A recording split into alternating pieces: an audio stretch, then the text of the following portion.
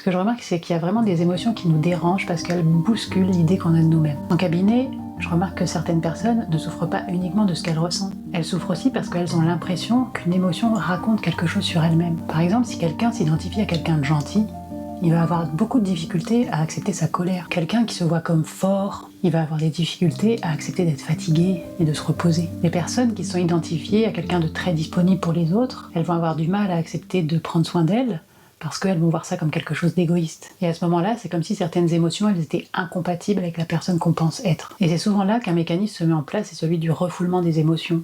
C'est ça qu'on appelle refouler une émotion. Dans ces cas-là, on va, je sais pas, on la minimise, on va essayer de la raisonner par l'analyse, par exemple. Et c'est pas parce qu'elle est insupportable, c'est juste parce qu'elle menace l'image qu'on a de nous-mêmes. Le problème, c'est qu'en général, les émotions qu'on repousse, elles reviennent au galop. Et si nous, on les voit pas, les autres, ils les voient un peu plus que nous.